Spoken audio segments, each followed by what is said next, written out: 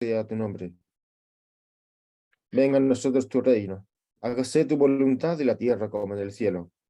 Danos hoy nuestro pan de cada día. Perdona nuestras ofensas, como también nosotros perdonamos a los que nos ofenden.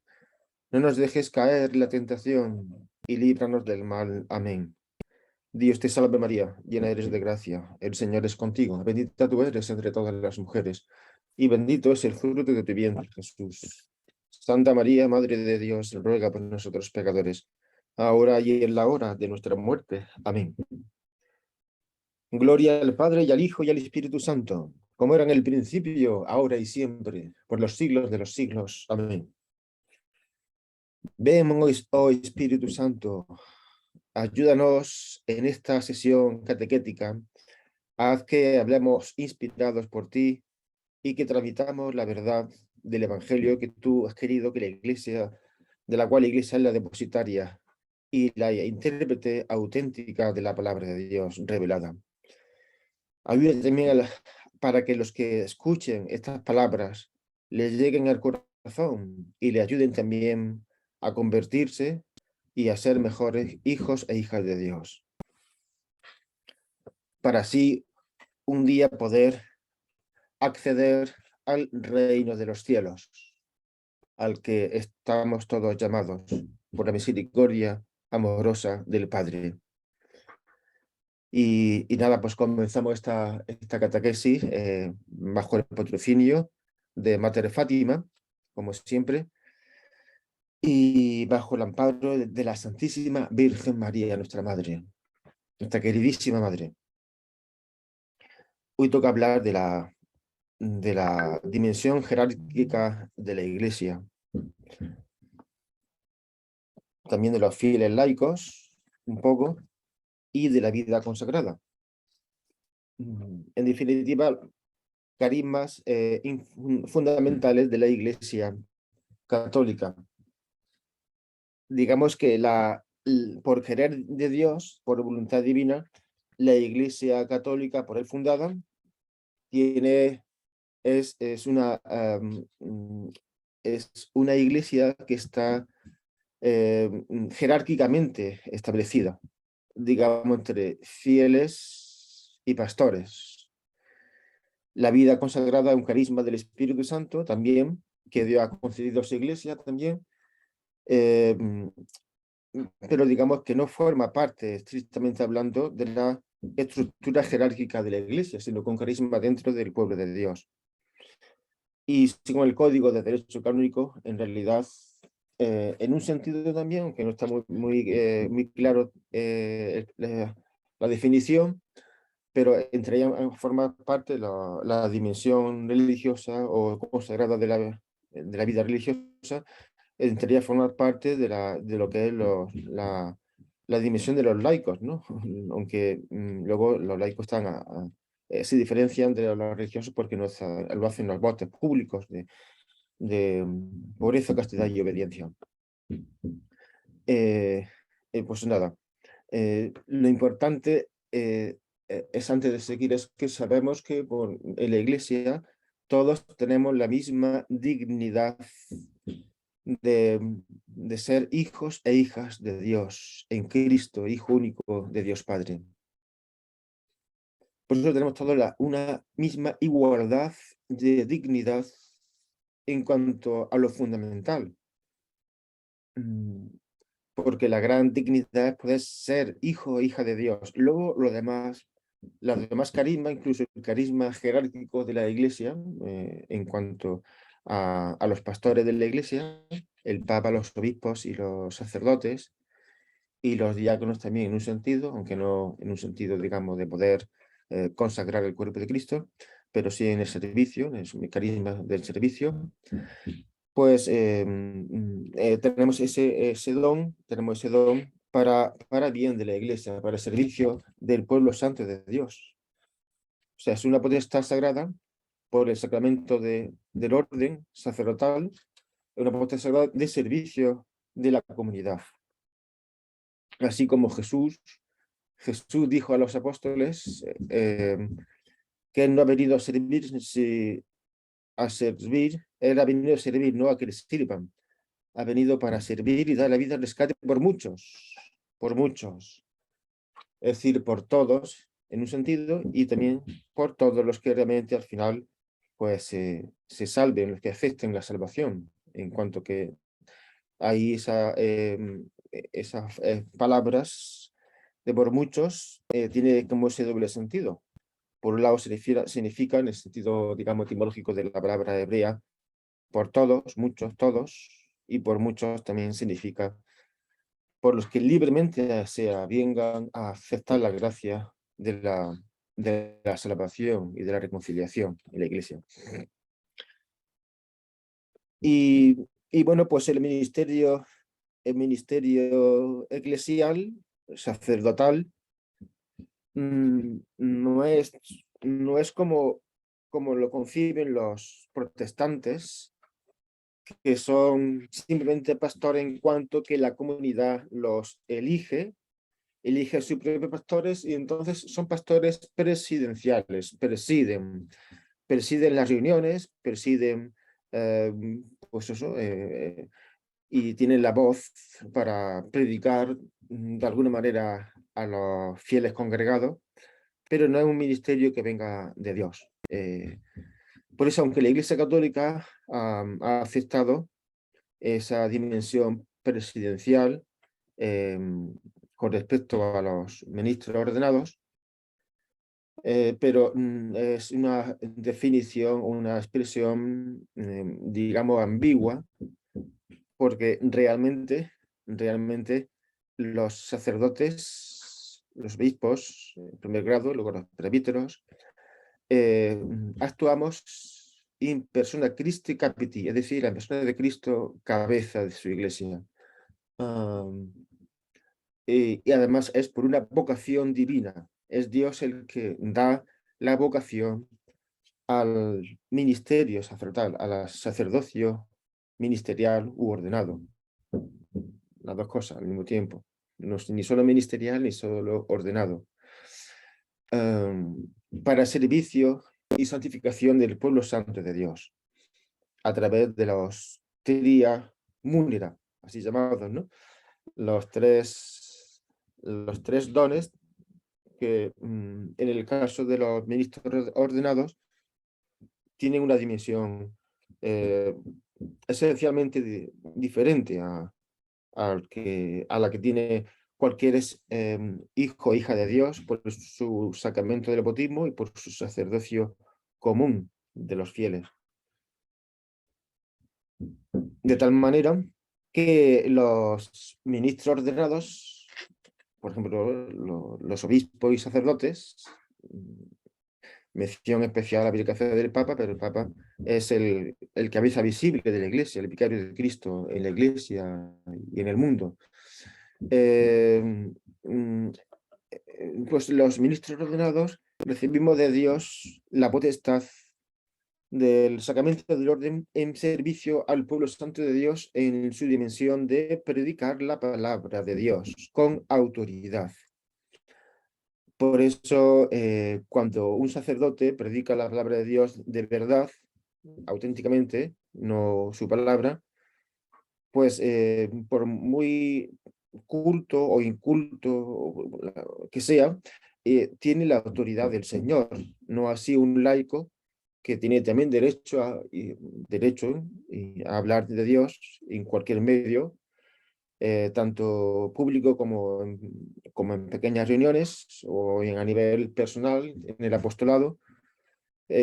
Cuenta también con la existencia del Espíritu Santo, pero no tiene, digamos, la autoridad de la Iglesia ni la autoridad de Cristo para enseñar como representante de la Iglesia.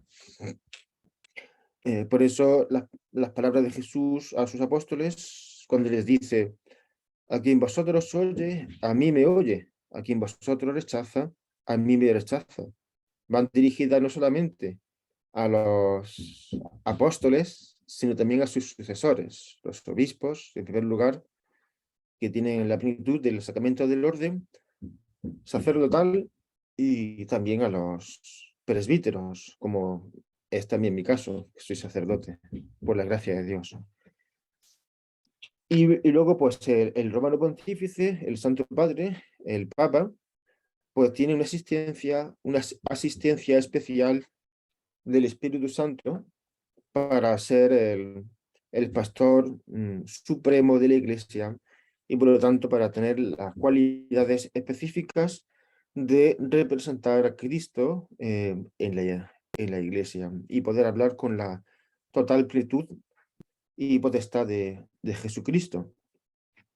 Entonces, si aquí en vosotros oye, a mí me oye, pues eso se aplica fundamentalmente, especialmente al Papa, en este caso tenemos el Papa Francisco, que es el que tenemos ahora, que por misericordia y don de Dios. Pero el Papa Francisco tiene una asistencia especial del Espíritu Santo hasta el punto de que hay momentos concretos en los que él puede hacer uso de una autoridad de infalibilidad, es decir, puede hablar de forma infalible cuando así lo declara, cuando define dogma de la Iglesia, dogma de fe, y también pues, cuando convoca y aprueba los concilios ecuménicos, los concilios universales en la Iglesia. Porque un concilio, para que tenga validez, pues tiene que estar confirmado por el Santo Padre. Y bueno, pues la tria múnera de enseñar, santificar y regir, pues se entiende claramente santificar, pues predicar con autoridad la palabra de Dios, la palabra de la verdad, la palabra de salvación, porque San Pablo dice que por la predicación, por la escucha de la predicación viene la fe en Dios y la fe en Jesucristo. Una fe que es necesaria para la salvación. Por eso es necesario predicar la palabra de Dios a tiempo y a destiempo. Los curas tendríamos que estar siempre pues, disponibles, preparados y preparándonos constantemente para poder predicar con autoridad la palabra de Dios a todo el mundo, a todo el mundo. Y cuando las personas no quieren escuchar la palabra de Dios, pues nos vamos a otras personas.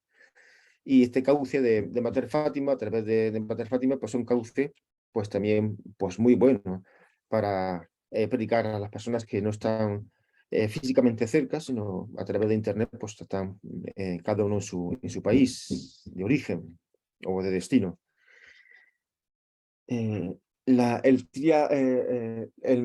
función de enseñar no es exclusiva, de hecho, antes de los pastores de la iglesia. Todos tenemos la misión, por nuestro sacramento del bautismo, la misión de la tria múnera, de enseñar, santificar y regir, pero digamos que los laicos lo tenéis a otro nivel. Los laicos tenéis la función de enseñar en cuanto tenéis también el deber de hablar de Dios, el deber de hacer apostolado con vuestros colegas, con vuestros amigos, con vuestros conocidos y familiares. En la medida en que también nosotros estemos, cada uno de nosotros, llenos del Espíritu Santo, llenos de Dios, tengamos una vida de oración cada vez más plena, ¿no? Y nos apartemos cada vez más de las cosas que nos separan de Dios, del pecado, y procuremos cada vez estar más unidos a Dios por la oración, por la mortificación y por la recepción de los sacramentos, evidentemente. Y todo bañado en esa devoción tierna, constante, eficaz a la Santísima Virgen María, que no en vano es nuestra Madre del cielo, y que para eso la tenemos, para amarla, para quererla y para contar con su existencia y recordar siempre su consejo, el consejo que nos da ella de hacer siempre lo que Dios, lo que Jesús nos diga, nos quiera decir en cada momento. La función de santificar, pues se refiere fundamentalmente a la celebración de los sacramentos, la liturgia de la Iglesia, sobre todo la Santa Misa, en la que el sacerdote no es que presida la celebración. A mí esa expresión no acaba de convencerme, el sacerdote está representando al mismo Jesucristo, no es el don fulano ni mengano, es Cristo en el altar que le prestamos al Señor nuestro ser entero, no solamente nuestras facultades mentales o físicas, sino también le entregamos todo lo que somos y tenemos, nuestro corazón, nuestra mente, nuestras posibilidades, nuestros anhelos, todo, porque somos totalmente del Señor por el carisma del celibato sacerdotal. Pues deberíamos serlo, lógicamente, por eso necesitamos tanto que recéis por nosotros para que seamos santos de verdad y no nos conformemos con ser asistentes eclesiales, ni mucho menos funcionarios de la iglesia, porque no es esa la realidad. La misión de santificar pues se abarca desde la celebración de los sacramentos hasta la celebración de los sacramentales y también, pues lógicamente, la función de bendecir que los países de Hispanoamérica, Latinoamérica, sí que lo tenéis más claro, porque por lo general se tiene ese deseo de pedir la bendición del sacerdote, del padrecito. Los países de aquí de Europa, no, la gente no tiene esa fe tan grande para reconocer que la importancia que tiene la bendición de un sacerdote para cualquier cuestión, tanto para bendecir personas, sobre todo como para bendecir, pues yo que sé, casas, objetos de devoción o lo que sea, ¿no? O lo que sea. La función de regir, la función de gobernar, se entiende no en cuanto que los sacerdotes, en general los pastores de la iglesia, tengan el monopolio de dominar las conciencias de los demás, ni mucho menos. Es una función bastante delicada, y que, bueno, pues hace referencia digamos, a la potestad que tienen los obispos, sobre todo, de organizar la diócesis de su respectiva comunidad, feligresía, diócesis, y bueno, pues con la ayuda también de los demás, de otros sacerdotes y también de laicos competentes. Eh, pero no tenemos la autoridad para decir en cada momento a los demás todo lo que tienen que hacer, ¿no? La libertad personal y abarca la libertad de las conciencias, que no es lo mismo que la libertad de conciencia.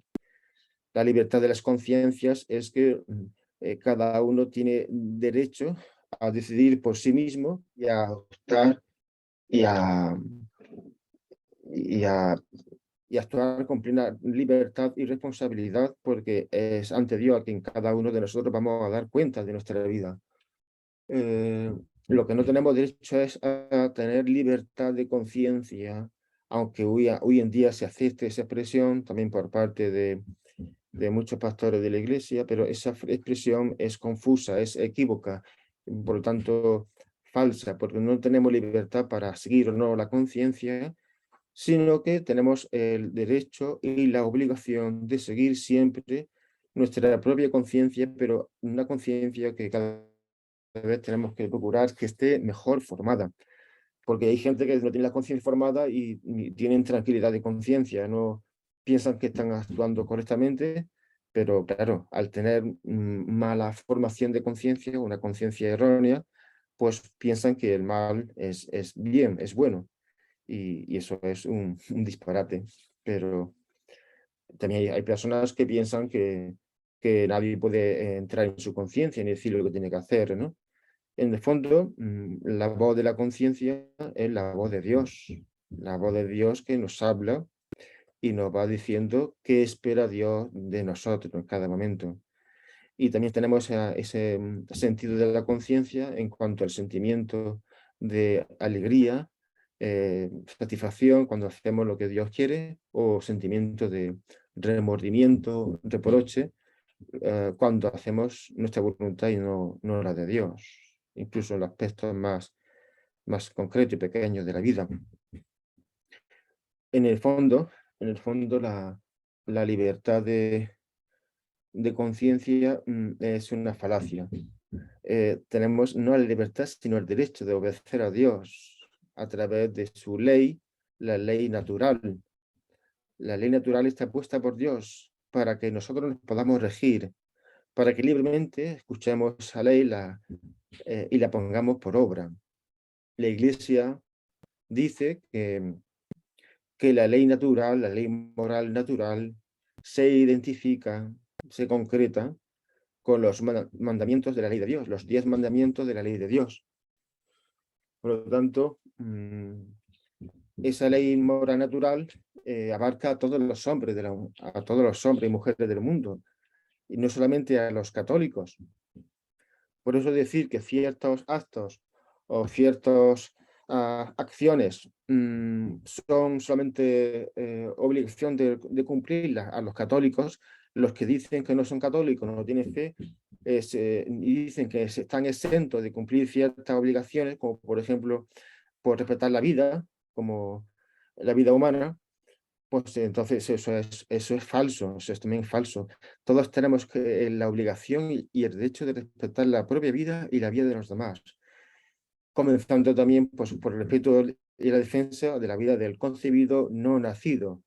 Pero claro, hoy en día hemos llegado a tal nivel de alejamiento de Dios y de disparate que se ha pasado incluso a definir legalmente en muchos países el derecho, un supuesto derecho a la ley del aborto, un supuesto derecho al aborto voluntario, cambiando la expresión por interrupción voluntaria del embarazo, que es un eufemismo y pues una falsedad, porque eso induce a, como a querer quitar gravedad al asunto, ¿no? Y así está el patio.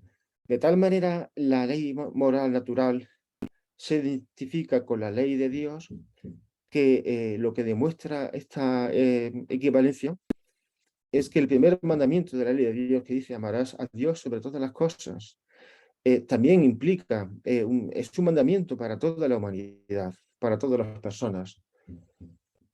Todas las personas estamos llamados, tenemos el derecho, tenemos el deber de buscar la verdad de Dios y de su iglesia. Y una vez encontrada, adherirnos a ella y perseverar en la verdad revelada que es Jesucristo. Que muchos lo logren o no lo logren, pues depende de factores diversos. Pero sí es cierto que Dios quiere que todos los hombres se salven y lleguen al conocimiento de la verdad, que es Dios y que es Jesucristo. Y eso demuestra que el ser humano, hombre y mujer, somos religiosos por naturaleza. Tenemos una división religiosa que nadie la puede rechazar, nadie la puede quitar. Uno puede decir que no cree en Dios o que no cree en el más allá, pero esas palabras no demuestran que no tengan dimensión religiosa ni tengan alma humana. De hecho, los defensores del ateísmo dicen que el ser humano no tiene alma, somos simplemente un conjunto de células, ¿no? Agrupadas y que por arte de magia, por arte de un milagro de la naturaleza, pues podemos pensar y actuar con libertad según unos y con ninguna libertad según otros, ¿no? Pero el ser personal, según estas personas que no creen en Dios, deviene de que el Estado quiera reconocer que tenemos esa dignidad personal, no encuentran otro fundamento. Sin embargo, los fundamentos de nuestra dignidad personal es el haber sido creados por Dios a su imagen y semejanza. Nuestra dignidad personal nos viene de Dios, que es mucho más grande que la dignidad personal que nos pueda dar un Estado del cual no tiene ningún tipo de potestad para poder asignar a unas personas dignidad personal y a otras quitársela, si realmente interesan o no interesan a la sociedad, o son productivos o no, como los ancianos, las personas que no pueden aportar económicamente, sino que solamente son beneficiarios de la existencia del Estado, ¿no?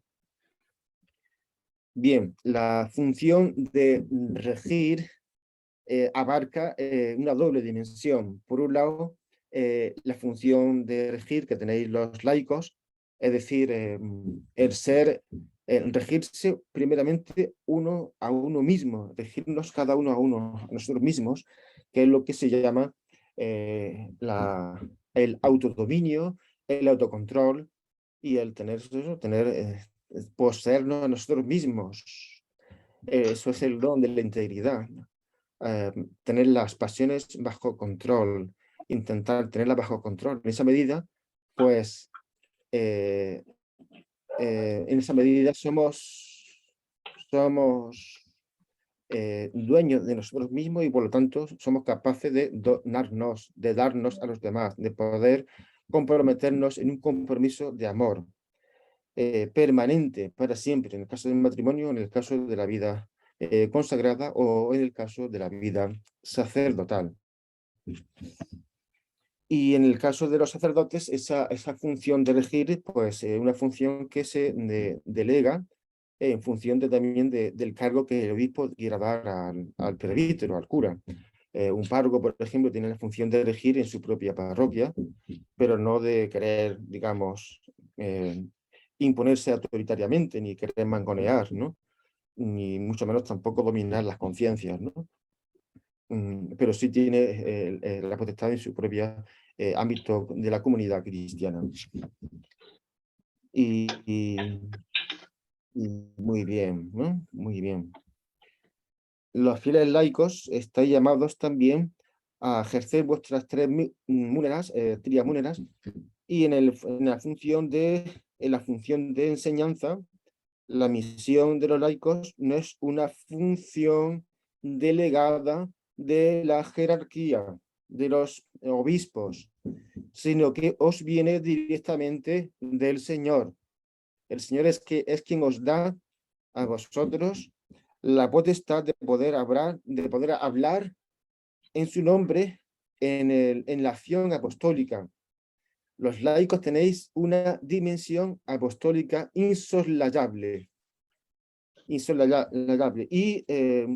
daréis cuenta a Dios de cómo la ejercéis. Os lo digo también de antemano, porque no estáis solamente para recibir, sino también para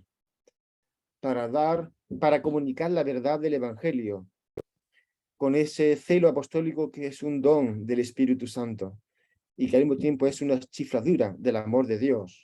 En la medida en que estemos cada vez más unidos a Dios, brotará en nosotros ese deseo que estará por encima de los respetos humanos y de qué dirán. Y nos pasará como San Pablo, predicaremos cada uno según su misión y estado en la iglesia, la palabra de Dios a tiempo y a destiempo. Unos querrán escucharla y se convertirán y otros por lo pronto lo desistirán sin saber si más adelante se querrán convertir, porque Dios siempre está esperando hasta el último momento la conversión constante de cada uno de nosotros. Una primera conversión y una segunda y tercera y hasta el final de nuestra vida en la tierra. Porque si decimos que ya estamos convertidos y que son los demás los que tienen que convertirse, pues también esto es falso, es falso. Necesitamos estar continuamente en disposición de querer decir, Señor, ¿ahora qué? ¿Qué quieres de mí? ¿Qué quieres de mí? Para dártelo, para darte gusto, para amarte con obras, no solamente de palabra. Mm, mm. Decía que la misión de convertirnos cada vez más al Señor de todo corazón y con todo el alma y con toda la mente implica tener claro que no podemos vivir de los sentimientos y que tenemos que estar al tanto para no dejarnos engañar por los manipuladores del lenguaje que llegan hasta el punto, lo voy a decir aquí delante de vosotros, llegan hasta el punto de convencer a la gente, de que el amor es sinónimo de el ejercicio de la sexualidad, cuando eso no es cierto, es falso. Por lo tanto, hacer el amor no es ejercer o hacer sexo, y mucho menos. El amor es mucho más grande que eso. Se da solamente en situaciones concretas dentro del matrimonio. No, Por lo tanto, eso es equívoco, es falso y mucha gente lo piensa así. Y claro, eso no ayuda para nada. En el caso nuestro del amor a Dios y a los demás, pues tampoco podemos dejarnos convencer ni engañar como que si yo siento el amor a Dios es que Dios me ama o que yo amo a Dios. No, no, no. El amor que Dios nos pide a nosotros es un amor que tiene que ver con esta dimensión terrenal de la vida. Estamos en este mundo que es un valle de lágrimas y es al mismo tiempo un campo de batalla en el que Dios nos pide que colaboremos con nuestro esfuerzo, con nuestra lucha. El enemigo al que tenemos que batir no es nadie en concreto. Los demás no son nuestros enemigos, son los demonios. Y también el enemigo está muchas veces dentro de nosotros, cuando los malos pensamientos, las malas pasiones nos quieren arrastrar hacia lo que no es del agrado de Dios y es simplemente una esclavitud personal por el pecado. Por eso mi consejo es que nunca perdamos de vista la dimensión ascética de la vida cristiana, o sea, la dimensión de lucha, porque estamos llamados a conquistar el reino de los cielos ya en este mundo, a conquistarlo, decir, a tener cada vez más posesión de este reino, para que Cristo reine cada vez más en nuestro ser, en nuestro corazón, en nuestra mente. Y por Cristo, pues llevamos este reino a los demás realmente. Y como no siempre estaremos a la altura de las circunstancias y muchas veces seremos vencidos en esta batalla espiritual, por eso Jesús nos dio el sacramento de la confesión, para poder siempre que caigamos, volver al sacerdote para que nos confiese, para que nos dé la gracia del sacramental, el perdón de los pecados, la reconciliación con Dios y con su iglesia. Y esta es la vida, luchar por amor, por amor. Y en esa lucha, pues vivir la virtud del orden, porque tenemos que estar descansados, tenemos que trabajar y tenemos que descansar y buscar ese equilibrio entre descanso y trabajo para que no estemos agotados y sin fuerzas y así más fácilmente seamos tentados para buscando espejismo de felicidad, ¿verdad? Y bueno, por la vida religiosa, pues bueno, pues hay una multitud de carismas dentro de la vida consagrada bueno, que están ahí, ¿no? Pero como no es vuestro caso, que no, simplemente rezar por los religiosos para que sean fieles a su vocación, para que sean fieles al carisma de su institución, y rezar también por los ministros de Dios, por los sacerdotes, por los obispos, por el Papa, para que, para que seamos santos de verdad y os ayudamos a vosotros a ser santos, no solamente santos, sino, digo, los sacerdotes, estamos llamados también a ser padres y guías de santos, o sea que el nivel que Dios nos pide es muy elevado, muy por encima de nuestras fuerzas, y sin la oración no podemos nada, si no rezáis por nosotros. Hasta aquí esta catequesis del día de hoy, queridos hermanos y hermanas. Preguntas, comentarios, en fin, lo que queráis.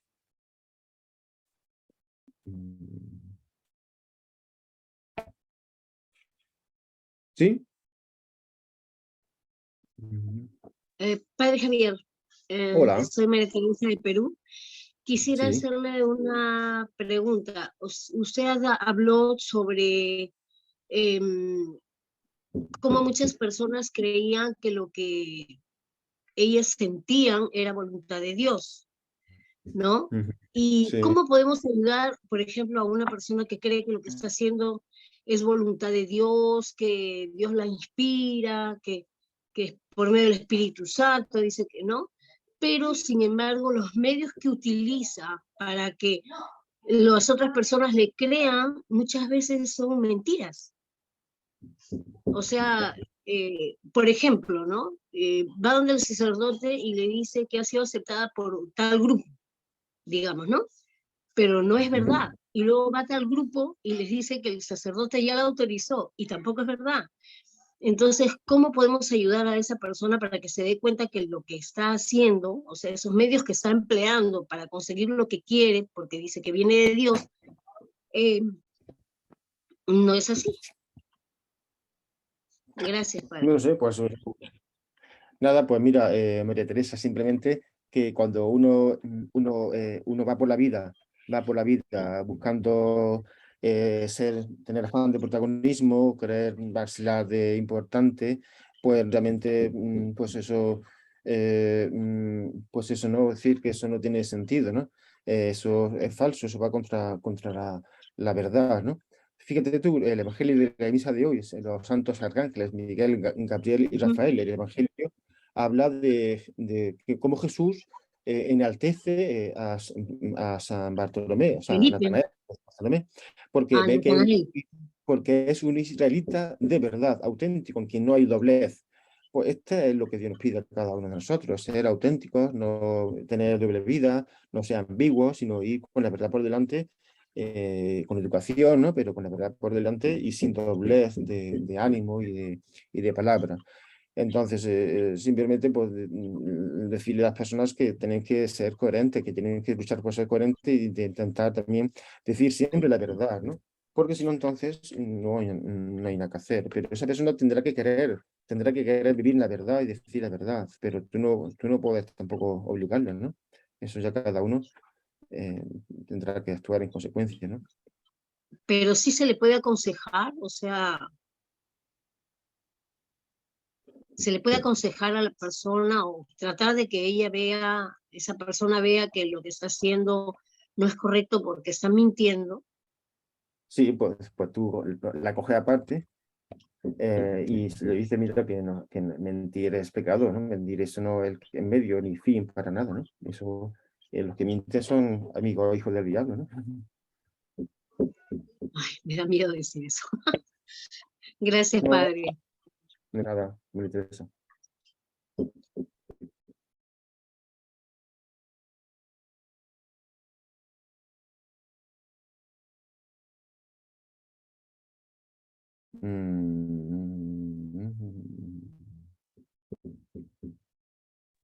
Padre, una pregunta. Sí. Las personas que ayudan a los sacerdotes y que dan la comunión en las misas, ¿cómo se les llama a esas personas o qué servicio otorgan? O sea, que ayudan a dar la comunión en las misas. Sí, pues se llaman ministros extraordinarios de la comunión, aunque como a veces son tan ordinarios, pues hay gente que se llama o llama a los demás directamente ministros de la comunión. Eso no es cierto, no son ministros de la comunión, son en todo caso ministros extraordinarios que se pueden nombrar en un caso, es decir, en un momento concreto porque se considere el sacerdote que bueno que le ayude a alguien a administrar el sacramento de la comunión, o bien porque hayan recibido esa bendición por parte del obispo que les capacitaría para poder ejercerla en momentos puntuales, ¿no? O en circunstancias concretas que se prevén por el derecho canónico, ¿no? Muchas gracias, Padre. De nada. Padre, y por ejemplo, cuando el sacerdote no da la comunión, nada más los ministros extraordinarios o ordinarios, ¿está bien o está equivocado? Bueno, pues ya se sabe, ¿no? En la iglesia desde hace ya tiempo, no digo cuánto, se han introducido muchos abusos litúrgicos y por parte de quienes deberían dar ejemplo y por parte de quienes deberían poder estar pendientes para que las cosas se hagan según está previstas por la iglesia, pero hay abusos y ese es uno de ellos, ¿no? Cuando el sacerdote piensa que la Sagrada Comunión la pueden y la deben dar los laicos mientras él está asentado, pues eso también no tiene, a no ser que esté malico, enfermo, ¿no? Eso no tiene razón de ser, es también un abuso, ¿no? Pero eso ya es siempre, padre. ¿Cómo? Eso ya es siempre, así siempre se da aquí. Ah, bueno, es que mm, pues tú quizás podrías hablar con el padre y preguntarle, ¿ves? por qué no da la comunión, la Sagrada Comunión, pero ya no sé tampoco el motivo concreto, si es que tiene algún impedimento o simplemente piensa que es lo correcto, no sé, pero no es lo que no es lo que tiene que hacer, porque cualquiera no puede tocar el cuerpo de Cristo, evidentemente, ¿no? O sea, que esto, como estamos cada vez más desacralizando las cosas sagradas de la Iglesia, empezando también por la vida humana, pues, pues nada, los que estamos dentro de la Iglesia no estamos exentos de ese contagio racionalista, materialista y hedonista, ¿no? Y por eso tenemos que estar vigilantes, luchando y orando para no caer en la tentación de cualquier tipo de abuso con respecto a los sacramentos de la Iglesia. Padre, una pregunta, y uno que es un simple laico, ¿en qué argumentos se puede basar para hablar de ese tema de que tomar el cuerpo de Cristo, una persona común y corriente, es un abuso? ¿En qué argumentos? Claro, ¿qué Pues, argumentos así que no sea la opinión de uno nomás? bueno, pues el argumento fundamental está en que una persona que que no es sacerdote o diácono no debe dar así por las buenas la Sagrada Comunión a los fieles en las misas. ¿En qué sentido? Pues porque no son ministros de la comunión. Para que seas ministro extraordinario, no ordinario, extraordinario de la comunión, pues tienen que recibir la bendición o bien del obispo de forma permanente, por un tiempo, mejor dicho, o bien para una misa en concreto por parte del sacerdote. Está previsto por el Código de Derecho Canónico. Ahora está el tema del sacerdote, la prudencia del sacerdote para decir cuándo es oportuno que le ayude a alguien a dar la comunión. Pero así por las buenas, no. Es que yo pienso que es un asunto que es tan lógico que se cae de su peso. Es decir, ¿por qué no puede un laico dar la comunión? Porque no es sacerdote ni diácono, o sea, no puede, no debe. Si lo hace es porque con permiso o mandato del sacerdote o del obispo, ¿no? Pero no es que no hay mucho razonamiento, porque no No, es no, el tema. yo estoy de acuerdo, pero digo, eh, por ejemplo, yo sé que la Madre Teresa de Calcuta fue bien tajante en su opinión, eh, que es una persona con autoridad. Después el Papa Benedicto también habló. Sí, no te digo.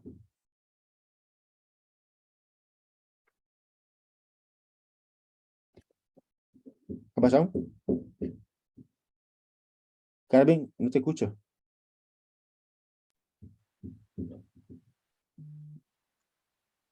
Carmen, ¿No se escuchó? Parece que se me interrumpió. ahora se escucha, sí. Ah, sí. Claro, digo, así como la Madre Teresa de Calcuta Sí, de Calcuta, sí. era muy, dijo algo así tremendo, porque dijo que era peor hasta que el mismo aborto y que Ah, era el mal de esta civilización. Entonces yo creo que sería tan bueno que nosotros, los laicos, pudiéramos manejar esos argumentos de peso, que no sean solo nuestra opinión. A mí me parece que no se debe. eh, o sea, si uno lo va a comentar con un sacerdote o en una comunidad, como que hay que tener argumentos sólidos que poder esgrimir. Yo, por supuesto, que estoy de acuerdo que para mí la comunión debe ser en la boca y nada más, mm. pero digo como que falta más instrucción al respecto de peso, en el sentido que no sea solo una opinión personal. Bueno, es que ante hechos tan claros y evidentes, la argumentación está bien clara, ¿no? No existe ningún derecho a dar la Sagrada Comunión por parte de los laicos. No existe ningún derecho, ese derecho no existe, con lo cual está todo dicho. Simplemente que como se han introducido tantos abusos y muchos hermanos míos sacerdotes, pues quizás no se dan cuenta, ¿no? Pero realmente, no sé, yo no quiero juzgar a nadie, pero realmente son abusos que se introducen y los laicos colaboran, se dejan también pues eso, dejar, digamos, de alguna forma abusar o participar de ese abuso, ¿no? Con lo cual una audacia tremendamente que no entiendo, pero no quiero hablar mal de nadie porque no soy quien, ¿no? Pero con lo que te he dicho me parece que tienes ya argumentos suficientes. Lo que pasa es que tú tampoco puedes ir diciendo a la gente que no dé la comunión. Eso es el párroco el que tiene que decirlo. Si tú te posicionas en contra del párroco, ya el párroco da la cuenta a Dios, ¿no? Evidentemente eso es un abuso, ¿no? Pero hay cosas que por prudencia mejor no puede decir, pero hay gente que no está receptiva para aceptar tu razonamiento, lógico, ¿no? Sí, eso es lo que pasa. A mí me han retado, me han dicho de todo. Yo trato de no polemizar, pero incluso me cambié de parroquia porque pedí permiso en la mía y me dijeron un no tajante de poder comulgar en la boca. Entonces, bueno, me fui a otra donde lo permiten. Pero, y a veces me han preguntado los mismos sacerdotes, ¿qué opinas tú? Entonces, en ese sentido iba mi pregunta. Yo tengo mis ideas, pero pensé que que no sé, pues que hay algo que por ejemplo, que en la Biblia se pueda ver lo que Jesús ha instruido. Otros dicen, no, es que muchos siglos se comulgó así, no tiene nada de malo. Me lo han dicho sacerdotes. Entonces Mm. uno se queda ahí. Mira, yo no puedo decir lo que nos dice la iglesia, ¿no? La iglesia dice que se puede comulgar de las dos formas, la boca y la mano, pero lógicamente yo no quiero entrar tampoco ahí en ese tema, ¿no? En ese tema de que, pero si tú me preguntas a mí personalmente, pues yo sí que pienso que lo suyo sería comulgar en la boca porque es mucho más respeto al Santísimo, ¿no? El de la mano es como, vamos, y luego, y de rodillas también, eso es lo suyo, porque da máxima respeto y máxima adoración, ¿no? Todas las cosas que podemos tener de delicadeza con el Señor, pues son pocas. Con lo cual, si empezamos a quitar detalles de delicadeza, de amor y de fe y de adoración, pues, pues también daremos cuenta a Dios de esa forma de de tratarle en la Eucaristía, ¿no? Ujú. Gracias, Padre. De nada. Buenos días, padre. Yo tengo una pregunta sobre este tema de la Santa Eucaristía. Buenos días, sí. Como está hablando de eso de que en la iglesia se permite tomar la Santa Eucaristía, sea en la boca o en la mano, ¿verdad? Sí. Ya en este tiempo.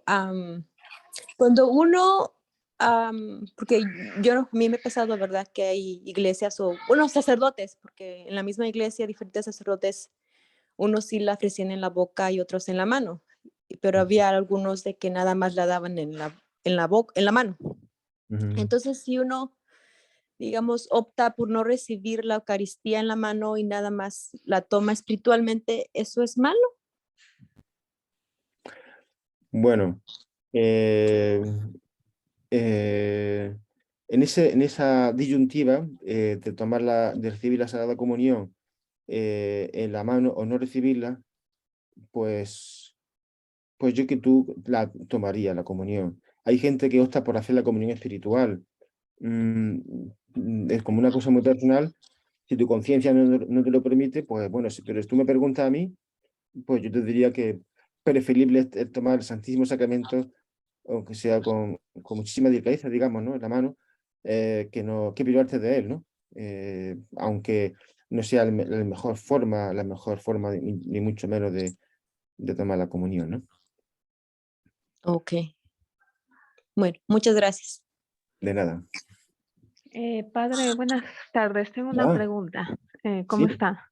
muy bien, muchas Eh, gracias. una pregunta. En una ocasión, yo vivo en Israel, ¿no? En una ocasión me visitaron una comunidad de consagrados y un sacerdote a mi casa, ¿no? Vinieron a una comida. Eh, yo tengo muchos libros católicos como el diario de Sor Faustina Kowalska y otros libros, ¿no? Entonces uno de los consagrados agarró el libro de Sor Faustina y me dijo, oh, Sor Faustina Kowalska. Y vi que las muchachas como que se empezaron a reír. Y él es de Polonia y le dije, sí, polaca como tú. Y entonces dijo, vamos a ver qué dicen. Y leyó un párrafo y después todos empezaron a reír. a mí no me gustó esa actitud. Yo no quise preguntar nada ni decir nada. Mi pregunta es, ¿hice bien? ¿Hice mal? ¿Cómo actuar en ese tipo de circunstancias? Muchas gracias. De nada. Bueno, pues está claro que un religioso, por ser religioso, no está confirmado en gracia como ninguno de nosotros, ¿no? Con lo cual, pues si se ríe de un asunto que está aprobado por la Iglesia, y además es Santa Faustina Kowalska, y su diario espiritual pues está también aprobado por la Iglesia, pues entonces él mismo se está delatando como que no acepta la riqueza de la santidad de la Iglesia, ¿no? Y las revelaciones privadas que también estén aprobadas por la Iglesia, como en el caso de Santa Faustina Kowalska, ¿no? Pues sin comentarios, ¿no? Ok, muchas gracias, padre. De nada. Hola, padrecito. Hablo Hola, desde Colombia. hombre. Padrecito, me ha pasado ya, bueno, en 2 parroquias. En ocasiones que el sacerdote no se viaja o no se encuentra en la iglesia, entonces ha dejado a un seminarista a cargo como que de leer la palabra y toda la cuestión de la misa. Pero me ha pasado de que ya en el momento, porque bueno, ellos realizan todo como si fueran ya sacerdotes, ¿verdad? Yo sé, soy consciente de que ellos están pues estudiando para sacerdocio y todo esto, pero en el momento de la consagración y todo esto, y reparten la comunión normal, pues a mí me parece que como que no. Y en las 2 ocasiones no he querido como que recibir la comunión porque yo digo, ellos aún no tienen manos consagradas. Entonces no sé como que podrás comentarme al respecto si estoy mal o he hecho bien, no sé.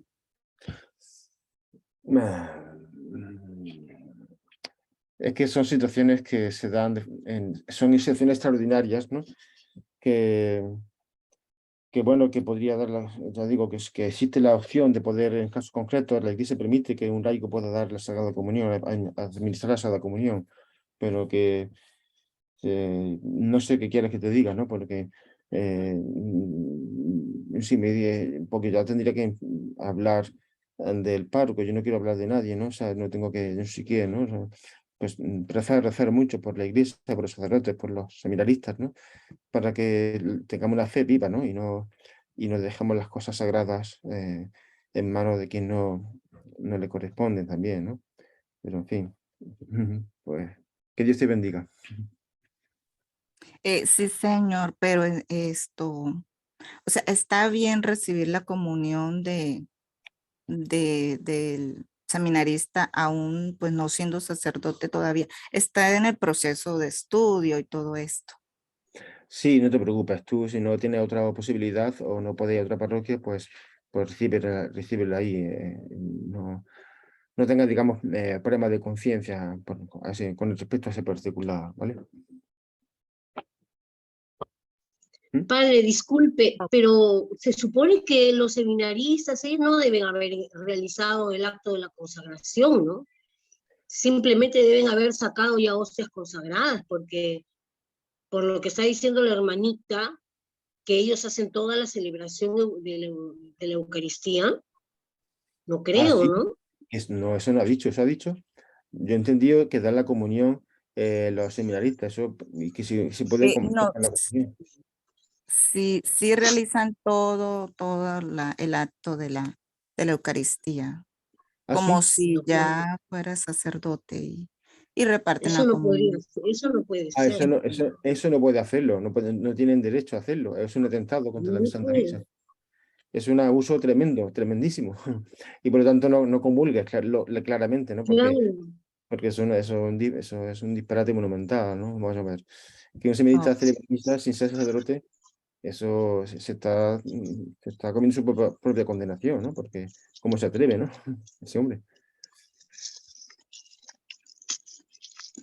Porque no había entendido bien, pero eso, si eso es así, eso que me cuenta de que el seminarista hace toda la celebración de la misa como si fuera sacerdote, eso es satánico, ¿no? Sí, sí, toda la celebración.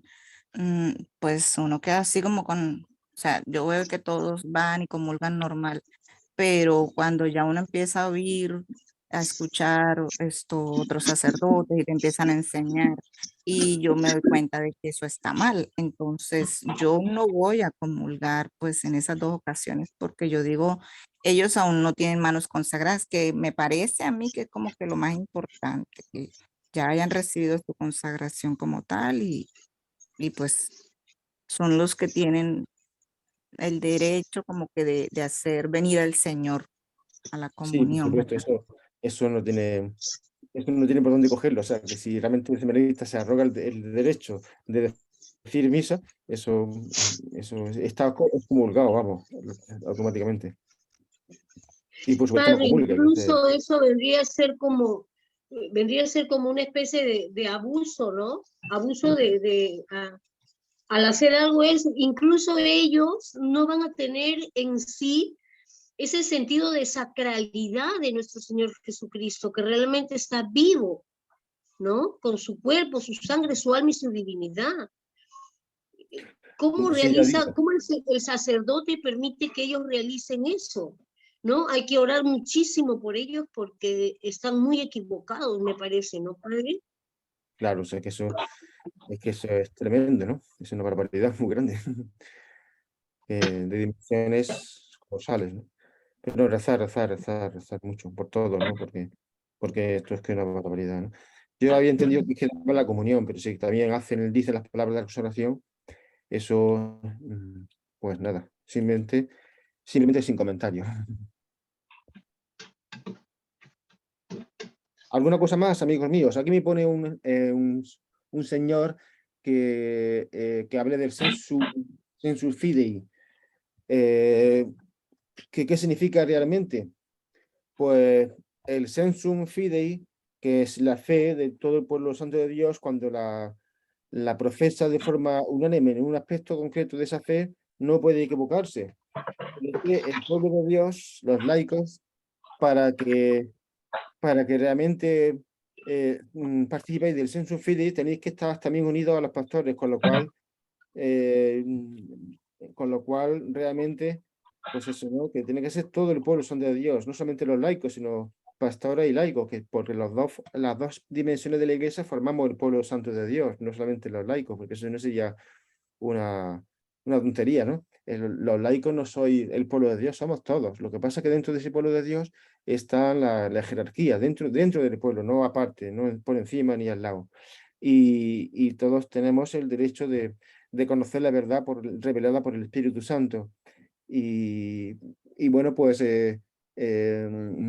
podemos también podéis vosotros también los laicos con vuestras aportaciones ayudar a la jerarquía para que pueda también definir pues verdades de fe que no estén definidas, ¿no? Podéis proponer, ¿no? Pero la jerarquía también luego tiene que aprobarlo, esas verdades que a lo mejor no han sido definidas todavía, ¿no? Muy bien. No sé si me he explicado bien del todo, porque es que hay un tema que no está muy claro. Si queréis, lo repaso mejor este tema del sensu fidei y de aquí a 15 días os lo comento más claramente, ¿vale?